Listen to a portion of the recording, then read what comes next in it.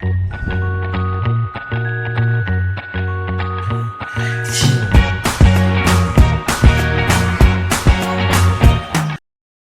ดีครับ ครับ วันนี้พามาอะไรไปที่ไหนเราไปที่ไหน วันนี้เรามาสวนสัตว์ที่ทุ่งทาราชกันนะครับ อ๋อไปที่ไหนคะไปที่ไหนคะ ไปค่ะ เราจะไปไหนคะ ไปวาง โอ้ไปดูกวางโอเคครับเราไปกวางกันเลย นั่นไงกวาง ไปดูกวาง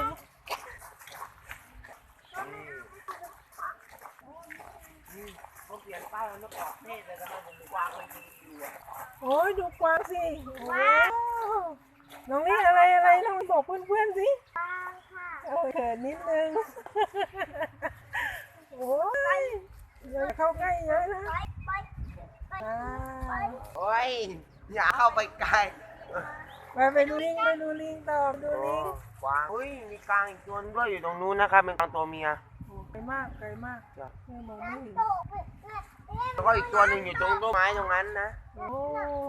ก็อีกตัวหนึ่งอยู่ข้างหลัง ไปดูน้ำดู เราไปดูน้ำตกกันไปดูน้ำตกกับพี่จิ๊บกับน้องใบ ไอรอนแมนด้วยนะครับ ไอรอนแมนไหนพี่เอาน้องลิมานี่ก่อนน้องลิมาเข้าก่อนแมนไม่เป็นไร นี่อะไรคะเด็กอะไรคะน้ำตกแล้วมี ไอรอนแมน โอ้ย นะค ไอ รับ รอนแมนด้วยมีไอรอนแมนเลยส่องเข้าไปนี่ส่องเข้าไปเท่ไหมน้องลิเท่ไหมโอ้ กวางหลายตัวเลยกวางมันตัวใหญ่กว่าที่ติดเนี่ย ใช่มันจะโดนเตะเราสลบเลยดูอะไรต่อพี่chúดูอะไร กลางนะ บอกว่าไง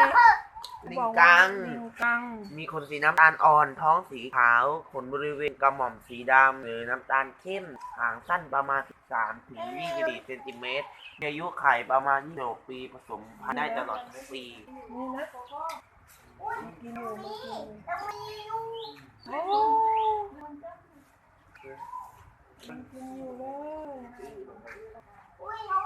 ดูตรงนี้บ้าง อุ้ยกรงนี้มี 2 ตัวนะ อ๋อตัวนี้อยู่ข้างล่างตัวนี้กำลังเป็นข้างบน อันนี้อันนี้ลิงแสม ลิงสม เฮ้ยกระแหมพูดผิด อันนี้ลิงสม ลิงกังแห ลิงแสบผิดพลาดนิดหน่อยผิดพลาดทางเทคนิคเล็กน้อยเฮ้ยลิงตัวนี้หน้ามันสีแดง เฮ้ยลิงเสม ลิงสีลิงตัวนี้หน้าสีแดงใช่ไหมน้องลิใช่ค่ะโอ้ดีเยอะเลยลิงกัง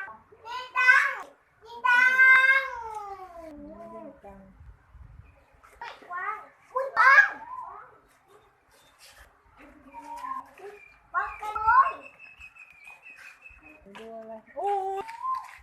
กวาง โอ้ยจะไปไหน มีกวางด้วย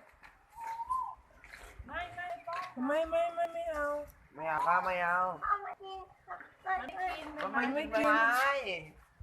ไม่กินโอ้มีนกพิราบ ยืนใกล้แต่ผมชอบตัวผู้ที่ยืนตรงนู้นมากกว่านะ อ่า ครับเนี่ย ชะนีอุ้ยตรงนั้นเขามีกิ้งก่าด้วยครับนู่นตรงนั้นมีกิ้งก่าด้วย จับเรื่องนี้ ตรงนู้นก็มีกิ้งก่าด้วยนะครับ ใช่นั่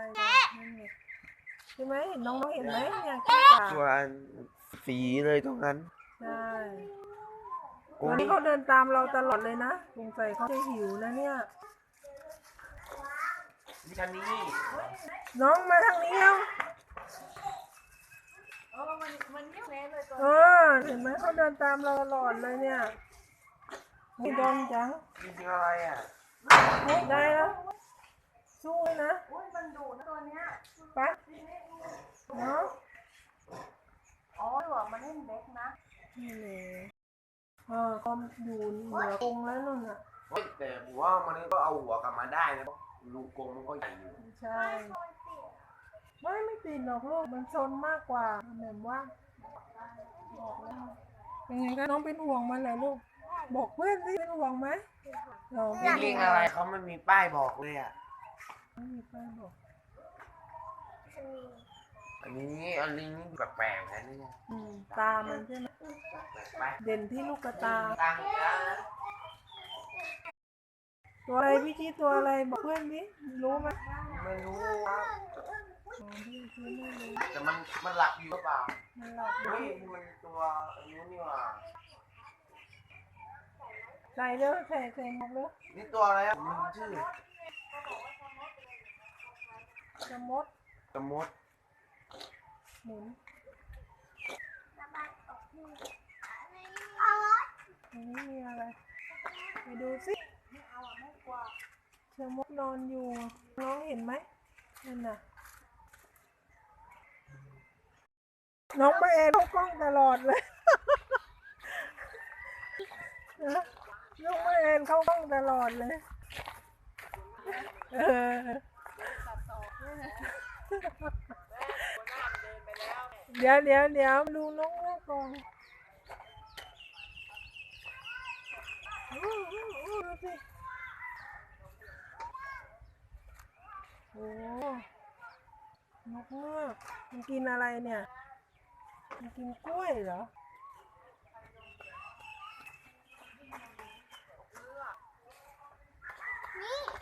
น้องกินอะไรน้องนี่นกอะไรบอกเพื่อนสินกเงือก เพื่ออะไรอ่ะ มะกอกกับ กล้วยมันกินมะละกอกับกล้วยนะ ใจตัวใหญ่ตัวใหญ่เหมือนกันนะเนี่ย ตัวใหญ่ไหมดูปากมันดิ ไอ้หม้อไร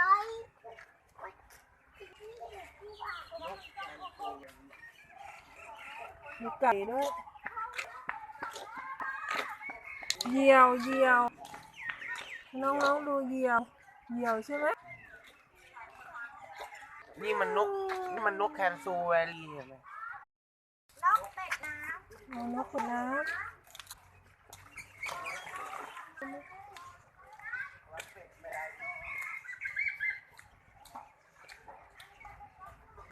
โอ้นี่นะครับโซนนก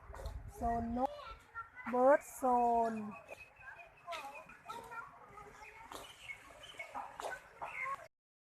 จะไปเดินบนสะพานตรงนั้นเลยนะครับ อ๋อนึกว่าจะไปดูน้ำตกก่อน ท่ามกลางวางนะไปเดี๋ยวไปขึ้นบนสะพานกันดีกว่าครับวางตรงนี้รู้สึกว่าตัวไม่ใหญ่เท่ากับตรงนู้นจะตัวค่อนข้างใหญ่เลย พลิ้ว ำ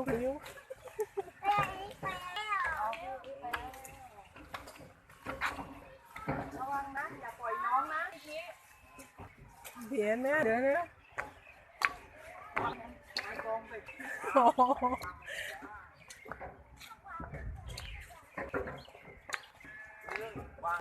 ไหน เขากับต้นไม้อยู่ นั่นแหละมองไม่เห็นไหม เฮ้ยกับลื่นสังเกตเลยนกอยู่ตรงนั้นด้วย ไหนอะ นั่นน่ะนก เหรอ ฟางรุ่นกว่า รออยู่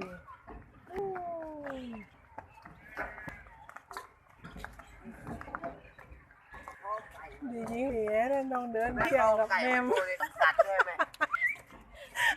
ไม่ใช่ตัดใต้ริมฝั่งเดียวอยู่ช็อตเบ็ดทุกทีเลย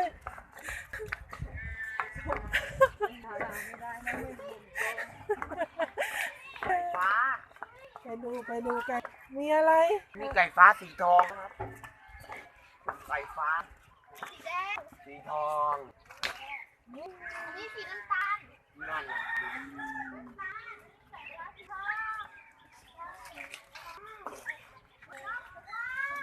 ดูสวยไหม เหลือง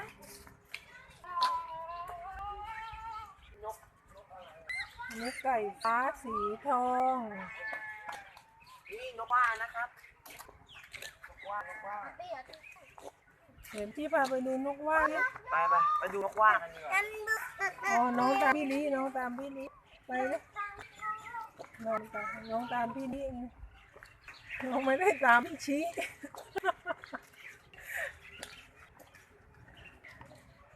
อ้าว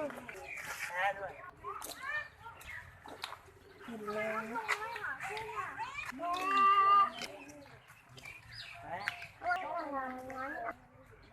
นกยูง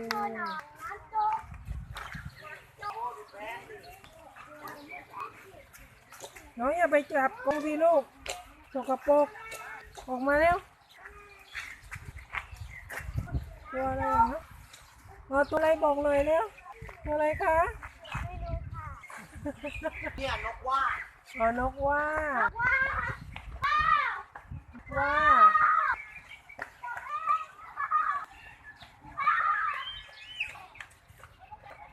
ชี้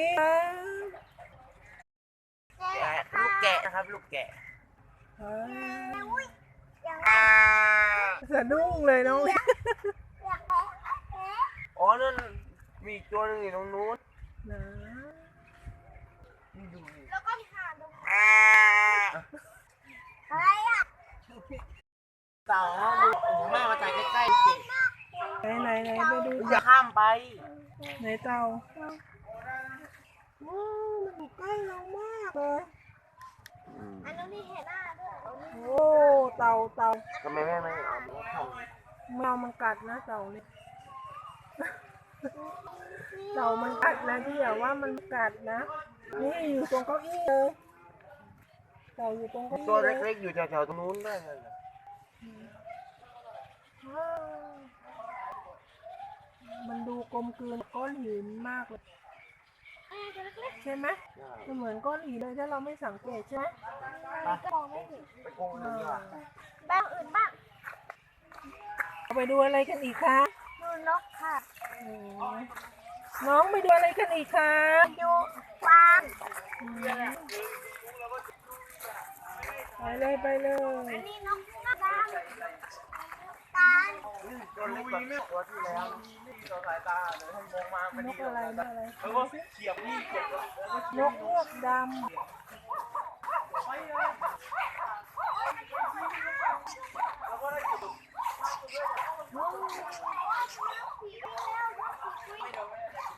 นกหงส์โยก มาดูป้ายสิหงโยก วันนี้ครับก็สนุกกันมากเลยนะครับ ถ้าเพื่อนๆชอบคลิปนี้ก็อย่าลืมกดไลค์ กดซับสไครต์แล้วกดแชร์ กดแชร์ เพื่อเป็นกำลังใจให้พวกเรา3 คนด้วยนะครับ บ๊ายบา บ๊ายบาย ย